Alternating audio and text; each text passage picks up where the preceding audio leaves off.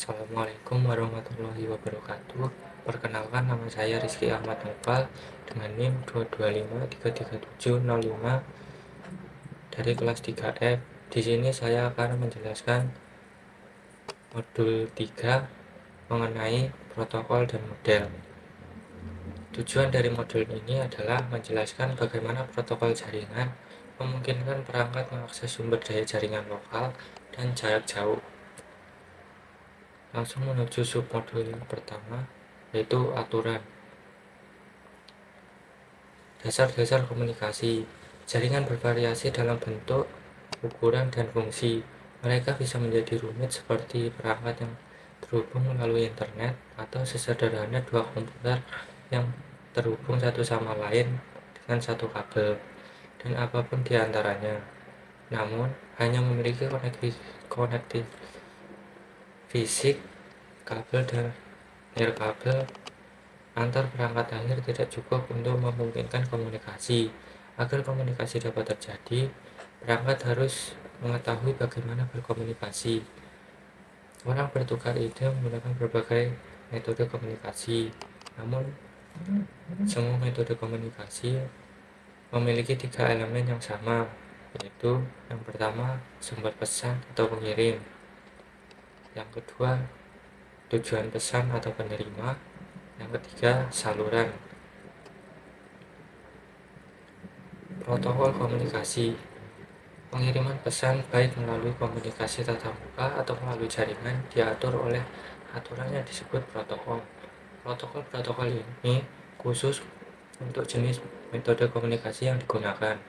Dalam komunikasi pribadi kita sehari-hari, aturan yang kita gunakan untuk berkomunikasi melalui satu media, misalnya pemanggilan telepon, belum tentu sama dengan aturan penggunaan media lain, misalnya mengirim surat. Proses pengiriman surat mirip dengan komunikasi yang terjadi dalam jaringan komputer. Masuk ke dalam proses jaringan. Sebelum berkomunikasi, perangkat harus menyetujui cara berkomunikasi. Mereka juga harus memformat pesan dengan cara yang dapat dimengerti, seperti yang ditunjukkan dalam animasi. Hal ini juga berlaku untuk komunikasi komputer. Penetapan aturan. Sebelum berkomunikasi satu sama lain, individu harus menggunakan aturan atau kesepakatan yang ditetapkan untuk mengatur percakapan.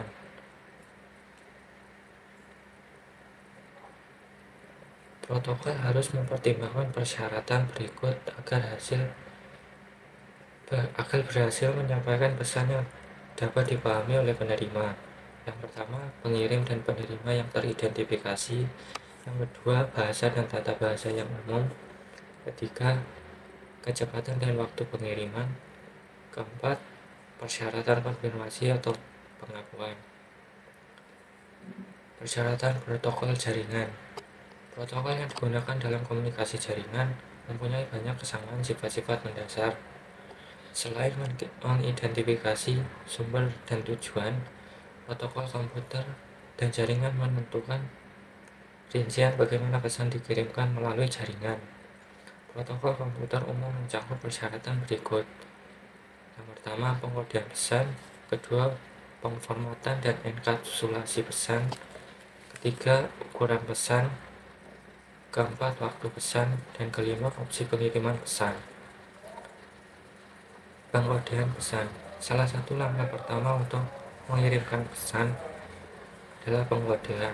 Pengkodean adalah proses mengubah informasi menjadi bentuk lain yang dapat diterima untuk transmisi. Pengodean kode membalikkan proses ini untuk menafsirkan informasi. Pemformatan dan enkapsulasi pesan. Ketika sebuah pesan dikirim dari sumber ke tujuan, pesan tersebut harus menggunakan format atau struktur tertentu. Format pesan bergantung pada jenis pesan dan saluran yang digunakan untuk menyampaikan pesan. Ukuran pesan. Aturan komunikasi lainnya adalah ukuran pesan.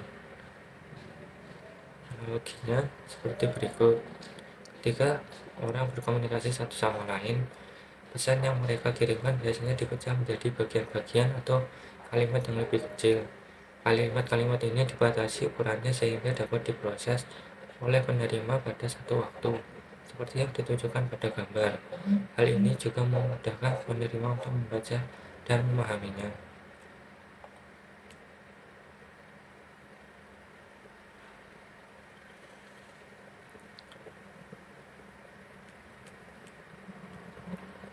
Waktu pesan. Pengaturan waktu pesan juga sangat penting dalam komunikasi jaringan. Waktu pesan mencakup hal-hal berikut. Yang pertama, kontrol aliran. Merupakan proses mengatur laju transmisi data. Yang kedua, batas waktu respon.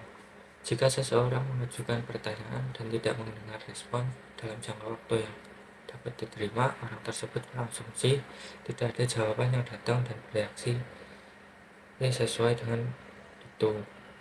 Ketiga, metode akses. Ini menentukan kapan seseorang dapat mengirim pesan. Opsi pengiriman. Sebuah pesan dapat disampaikan dengan berbagai cara. Analoginya adalah sebagai berikut. Terkadang seseorang ingin mengkomunikasikan informasi kepada satu individu. Di lain waktu, orang tersebut mungkin perlu mengirimkan informasi ke kelompok orang pada waktu yang sama dan bahkan ke semua orang di area yang sama.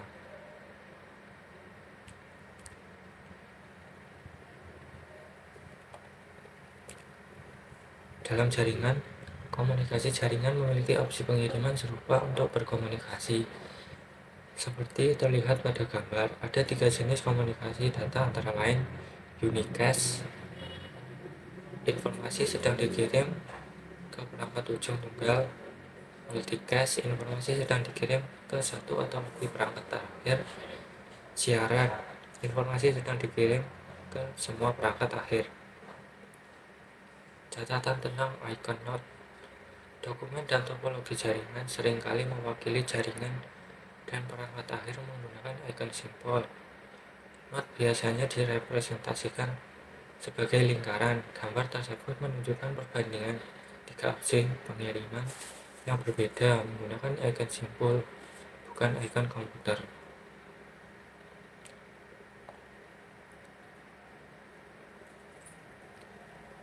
Submodel selanjutnya yaitu protokol. Ikhtisar protokol jaringan. Protokol jaringan menentukan faktor umum dan seperangkat aturan untuk bertukar pesan antar perangkat. Protokol diimplementasikan oleh perangkat akhir dan perangkat perantara dalam perangkat lunak, perangkat keras, atau keduanya. Setiap protokol jaringan memiliki fungsi, format, dan aturan komunikasinya sendiri. Tabel ini mencantumkan berbagai jenis protokol yang diperlukan untuk mengaktifkan komunikasi melalui satu atau lebih jaringan. Dengan jenis-jenis protokol sebagai berikut: protokol komunikasi jaringan, protokol keamanan jaringan, protokol perodahan, protokol penemuan layanan. Fungsi protokol jaringan. Protokol komunikasi jaringan bertanggung jawab atas berbagai fungsi yang diperlukan untuk komunikasi antar perangkat akhir. Misalnya pada gambar, bagaimana komputer mengirim pesan melalui beberapa perangkat jaringan ke server. Komputer dan perangkat jaringan menggunakan protokol yang disepakati untuk berkomunikasi. Tabel ini mencantumkan fungsi protokol-protokol ini. Berikut adalah fungsi-fungsinya.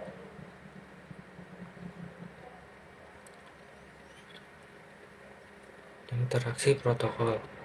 Pesan yang dikirim melalui jaringan komputer biasanya memerlukan penggunaan beberapa protokol, masing-masing dengan fungsi dan formatnya sendiri. Gambar tersebut menunjukkan beberapa protokol jaringan umum yang digunakan saat perangkat mengirimkan permintaan ke server web atau halaman webnya. Protokol pada gambar dijelaskan sebagai berikut. Yang pertama, Hypertext Transfer Protocol atau HTTP. Protokol ini mengatur cara server web dan klien web berinteraksi.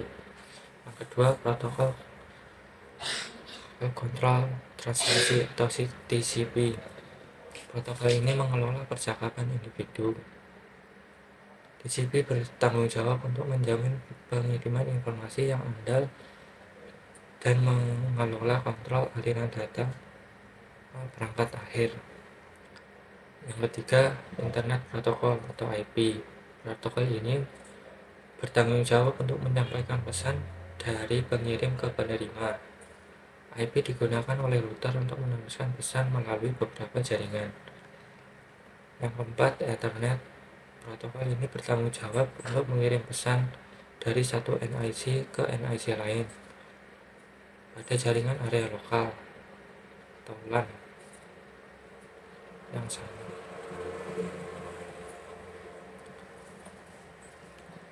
Lanjut ke submodul selanjutnya, yaitu switch protokol.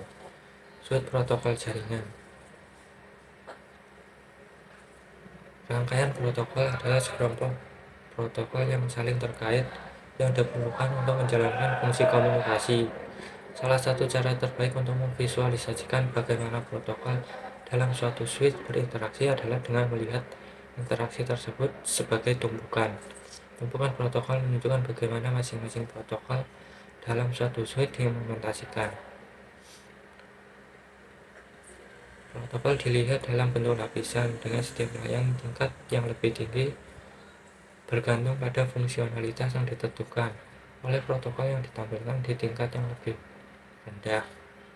Lapisan bawah tumpukan berkaitan dengan pemindahan data melalui jaringan dan penyediaan layanan ke lapisan atas yang berfokus pada isi pesan yang dikirim. Seperti ilustrasi berikut ini.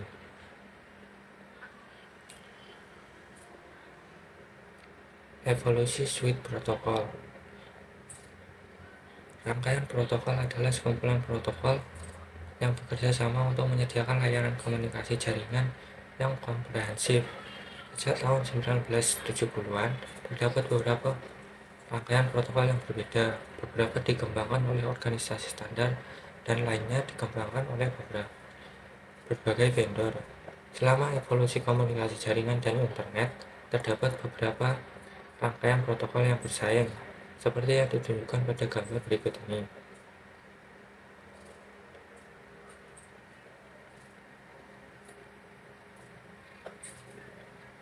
Internet Protocol Suite atau JTP/IP. Ini adalah rangkaian protokol yang paling umum dan relevan yang digunakan saat ini.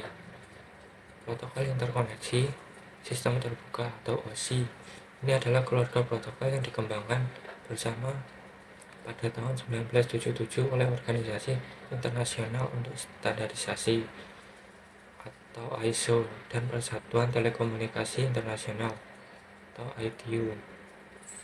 AppleTalk, rangkaian protokol pemilik berumur pendek yang dirilis oleh Apple Inc. pada tahun 1985 untuk perangkat Apple. Novel Network merupakan rangkaian protokol dan sistem operasi jaringan berpemilik berumur pendek yang dikembangkan oleh Novell Inc. pada tahun 1983 untuk protokol jaringan IPX. Contoh protokol TCP/IP. Protokol TCP/IP tersedia untuk lapisan aplikasi, transfer, dan internet. Tidak ada protokol TCP/IP di lapisan akses jaringan. Protokol LAN, lapisan akses jaringan yang paling umum adalah protokol Ethernet dan WLAN atau LAN nirkabel. Protokol lapisan akses internet bertanggung jawab untuk mengirimkan paket IP melalui media fisik seperti gambar berikut.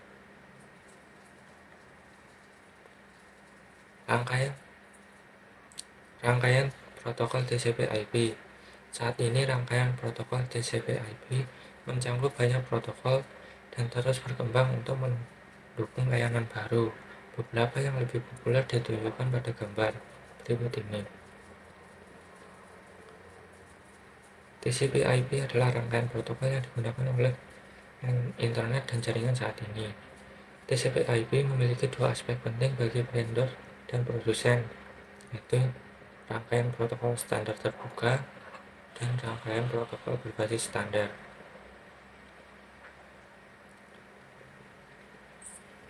lapisan aplikasi sistem nama DNS, sistem nama domain menerjemahkan nama domain seperti cisco.com menjadi alamat IP. Konfigurasi host yang pertama adalah DHCP versi 4, DHCP versi 6, dan SLAAC Surel, yaitu terdapat 3. Yang pertama SMTP, 2 PUB3, dan IMAP. Pemindahan berkas yang pertama FTP atau File Transfer Protocol, yang kedua SFTP, dan yang ketiga TFTP. Web dan layanan web seperti HTTP, HTTPS, dan REST.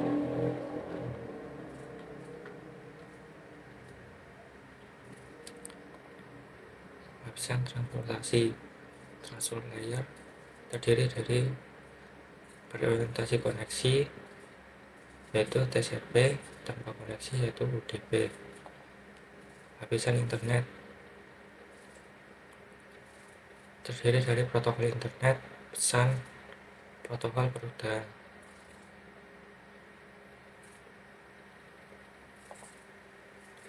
Lapisan akses jaringan terdiri dari resolusi alamat dan protokol tautan data. Lanjut ke submodul yang keempat, yaitu organisasi standar. Standar terbuka. Standar terbuka mendorong interoperabilitas, persaingan, dan inovasi. Mereka juga menjamin bahwa produk dari satu perusahaan tidak dapat memonopoli pasar atau mempunyai keunggulan yang tidak adil atas pesaingnya. Contoh bagusnya adalah ketika membeli router nirkabel untuk rumah. Ada banyak pilihan berbeda yang tersedia dari berbagai vendor. Semuanya menggunakan perangkat standar seperti IPv4, IPv8, DHCP, SLAAC, Ethernet, dan LAN nirkabel 802.11. Standar terbuka ini juga memungkinkan klien yang menjalankan sistem operasi Apple OS X mengunduh halaman web dan web server yang menjalankan sistem operasi Linux. Hal ini karena kedua sistem operasi menerapkan protokol standar terbuka seperti yang ada pada rangkaian protokol TCP/IP. Berikut adalah beberapa organisasi standar jaringan. Standar internet. Berbagai organisasi memiliki tanggung jawab berbeda untuk mempromosikan dan menciptakan standar untuk internet dan protokol TCP/IP. Gambar tersebut menampilkan organisasi standar yang terlibat dalam pengembangan dan dukungan internet. Yang pertama, Internet Society bertanggung jawab untuk mempromosikan perkembangan terbuka dan evolusi penggunaan internet di seluruh dunia. Yang kedua, Dewan Arsitektur Internet bertanggung jawab untuk keseluruhan pengelolaan dan pengembangan standar internet. Yang ketiga, Satuan Tugas Rekayasa Internet mengembangkan, memperbarui, dan memelihara teknologi internet dan TCP/IP. Internet Research Task Force berfokus pada penelitian jangka panjang terkait internet dan protokol TCP/IP. Gambar berikut menampilkan organisasi standar yang terlibat dengan pengembangan dan dukungan TCP/IP dan termasuk IANA dan ISA-NN. Internet Corporation for Assigned Names and Numbers berbasis di Amerika Serikat. ISA-NN mengkoordinasikan alokasi alamat IP, pengelolaan nama domain, dan penetapan informasi lain yang digunakan dalam protokol TCP/IP. Yang kedua, Internet Assigned Numbers Authority bertanggung jawab untuk mengawasi dan mengelola alokasi alamat IP, manajemen nama domain, dan pengidentifikasi protokol untuk ICANN. Standar elektronik dan komunikasi Organisasi standar lainnya mempunyai tanggung jawab untuk mempromosikan dan menciptakan standar elektronik dan komunikasi yang digunakan untuk mengirimkan paket IP sebagai sinyal elektronik melalui media kabel atau nirkabel. Organisasi standar ini meliputi yang berikut, yaitu yang pertama Institute of Electrical and Electronic Engineer atau IEEE. Yang kedua Electronic Industrial Alliance. Yang ketiga Asosiasi Industri Telekomunikasi. Yang keempat Sektor Standarisasi Persatuan Telekomunikasi Internasional.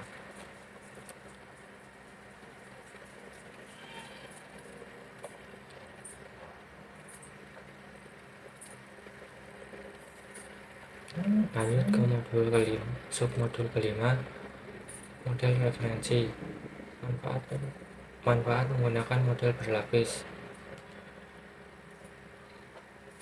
Konsep kompleks seperti bagaimana jaringan beroperasi mungkin sulit untuk dijelaskan dan dipahami. Untuk alasan ini, model berlapis digunakan untuk memodulasi operasi jaringan ke dalam lapisan yang dapat dikelola. Berikut adalah keuntungan menggunakan model berlapis untuk menjelaskan protokol dan operasi jaringan.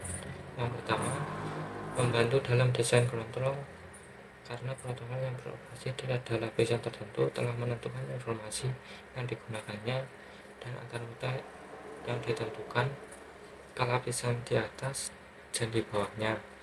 Kedua, menumbuhkan persaingan karena produk dari vendor yang berbeda dapat bekerja sama. Ketiga, mencegah perubahan teknologi atau kemampuan dalam satu lapisan mempengaruhi lapisan lain di atas dan di bawahnya.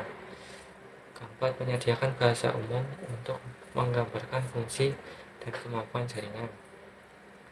Seperti yang ditunjukkan pada gambar, ada dua model berlapis yang digunakan untuk menggambarkan operasi jaringan, yaitu model referensi interkoneksi sistem terbuka atau OSI dan model referensi TCP/IP. Model referensi OSI.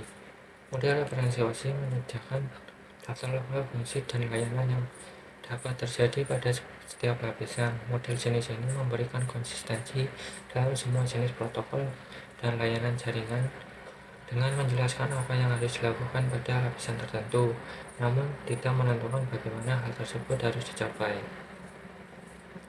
Berikut adalah tabel lapisan model OSI.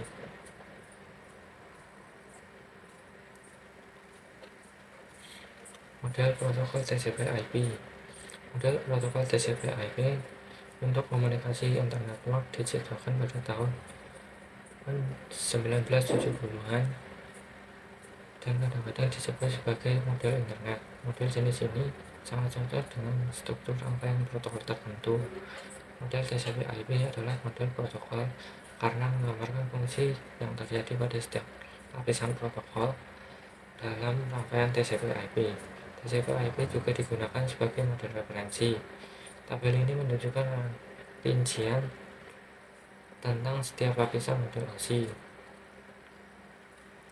di berikut. Perbandingan model OSI dan TCP/IP. Protokol yang membentuk rangkaian protokol TCP/IP juga dapat dijelaskan dalam model referensi OSI. Dalam model OSI, lapisan akses jaringan dan lapisan aplikasi. Model TCP/IP dibagi lagi untuk menggambarkan fungsi diskrit yang harus terjadi pada lapisan ini.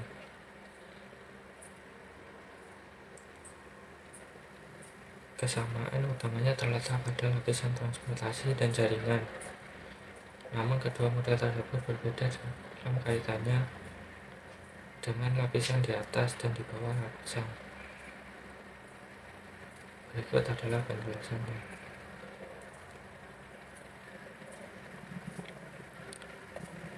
Lanjut ke modul selanjutnya, yaitu enkapsulasi data. Segmentasi pesan. Mengetahui model referensi OSI dan model protokol TCP/IP akan berguna saat Anda mempelajari bagaimana data dienkapsulasi saat bergerak melintasi jaringan. Ini tidak sesederhana surat fisik yang dikirim melalui sistem surat. Secara teori, sebuah komunikasi tunggal seperti video atau pesan email dengan banyak lampiran berukuran besar dapat dikirimkan melalui jaringan dan sumber ke tujuan sebagai satu aliran pin yang masif dan tidak terputus. Namun hal ini menimbulkan masalah bagi perangkat lain yang perlu menggunakan saluran atau tautan komunikasi yang sama. Aliran data yang besar ini akan mengakibatkan penundaan yang signifikan. Selanjutnya, jika ada link dalam infrastruktur jaringan yang akan terhubung gagal selama transmisi, pesan mahal akan hilang dan harus dikirim ulang secara penuh. Hal yang menyebabkan segmentasi pesan memiliki dua manfaat utama, yaitu yang pertama meningkatkan kecepatan karena aliran data yang besar disegmentasi menjadi paket-paket. Sejumlah data dapat dikirim melalui jaringan tanpa mengikat tautan komunikasi. Yang kedua, meningkatkan efisiensi. Jika satu segmen gagal mencapai tujuan karena kegagalan jaringan atau kemacetan jaringan, hanya segmen tersebut yang perlu ditransmisikan ulang alih-alih mengirim ulang seluruh aliran data. Pengurutan tantangan dalam menggunakan segmentasi dan multiplexing untuk mengirimkan pesan melalui jaringan adalah tingkat kompleksitas yang ditambahkan pada proses tersebut. Dalam komunikasi jaringan, setiap segmen pesan harus melalui proses serupa untuk memastikan bahwa pesan tersebut sampai ke tujuan yang benar dan dapat disusun kembali menjadi isi pesan asli seperti yang ditunjukkan pada gambar. TCP bertanggung jawab untuk pengurutan segmen individu unit data protokol. Saat data aplikasi diturunkan ke tumpukan protokol dalam perjalanannya untuk ditransmisikan melalui media jaringan, berbagai informasi protokol ditambahkan ke setiap level. Ini dikenal sebagai proses enkapsulasi.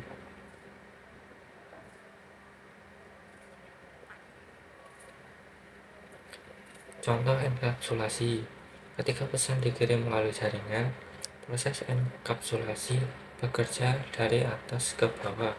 Pada setiap lapisan, informasi lapisan atas dianggap sebagai data dalam protokol yang dienkapsulasi. Misalnya segmen TCP dianggap sebagai data dalam paket IP. Anda melihat animasi ini modul ini.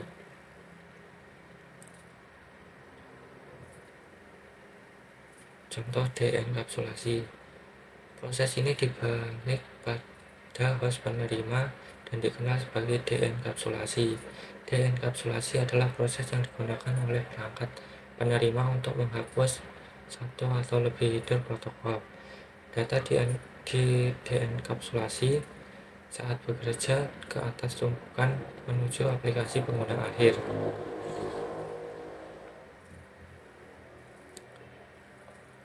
Lanjut ke submodul berikutnya, yaitu akses data. Alamat. Lapisan jaringan dan data link bertanggung jawab untuk mengirimkan data dari perangkat sumber ke perangkat tujuan. Seperti yang ditunjukkan pada gambar, protokol di kedua lapisan berisi alamat sumber dan tujuan, namun alamatnya memiliki tujuan berbeda. Alamat sumber dan tujuan lapisan jaringan bertanggung jawab untuk mengirimkan paket IP dari sumber asli ke tujuan akhir yang mungkin berada di jaringan yang sama atau jaringan jarak jauh.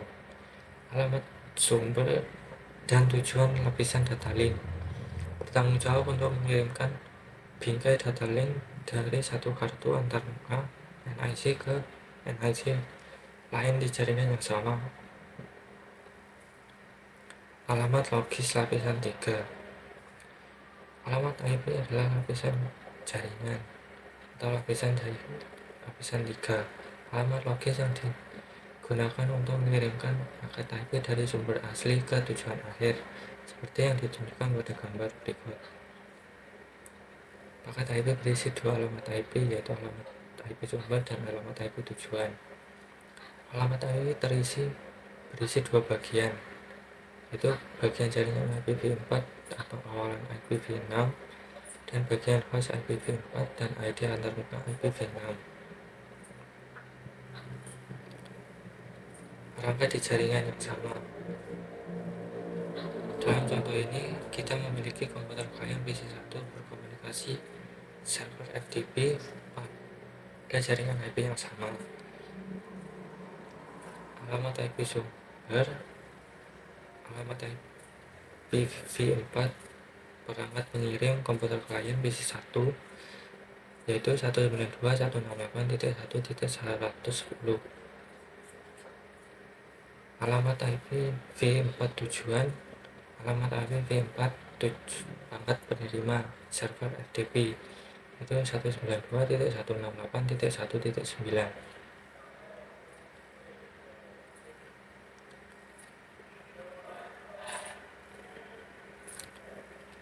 Peran alamat lapisan data link jaringan IP yang sama. Ketika pengirim dan penerima paket IP berada di jaringan yang sama, frame data link dikirim langsung ke perangkat penerima. Pada jaringan Ethernet, alamat data link dikenal sebagai alamat Ethernet Media Access Control atau MAC, seperti yang disorot dalam gambar. Alamat MAC secara fisik tertanam pada MAC Ethernet. Terdapat dua, yaitu alamat MAC sumber dan alamat MAC tujuan. Perangkat di jaringan jarak jauh. Namun apa peran lapisan jaringan dan alamat lapisan data link ketika perangkat berkomunikasi dengan perangkat di jarak jauh? Dalam contoh ini kita menggunakan cara berkomunikasi dalam server menurut jangka pada jaringan yang berbeda. Peran alamat lapisan jaringan. Ketika pengirim paket berada di jaringan yang berbeda dari penerima, alamat IP sumber dan tujuan akan mewakili host di jaringan yang berbeda. Hal ini akan ditunjukkan dengan bagian jaringan dari alamat IP host tujuan. Alamat IPv4 sumber dan alamat IPv4 tujuan sebagai berikut. Peran alamat lapisan data link jaringan IP berbeda. Ketika pengirim dan penerima paket IP berada di jaringan yang berbeda, frame data link internet tidak dapat dikirim langsung ke host tujuan karena host tersebut tidak dapat dijangkau secara langsung di jaringan pengirim. Frame internet harus dikirim ke perangkat lain yang dikenal sebagai router atau gateway di cloud.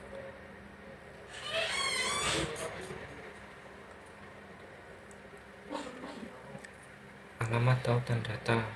Alamat fisik lapisan data link dua memiliki peran yang berbeda. Tujuan dari alamat data link adalah untuk mengirimkan frame data link dari satu antarmuka ke antarmuka jaringan lain di jaringan yang sama. Sebelum perangkat IP dapat dikirimkan melalui jaringan kabel atau nirkabel, paket tersebut harus dienkapsulasi dalam bingkai data link sehingga dapat ditransmisikan melalui media fisik. Sekian penjelasan dari saya, ada kurang lebihnya mohon maaf. Wassalamualaikum warahmatullahi wabarakatuh.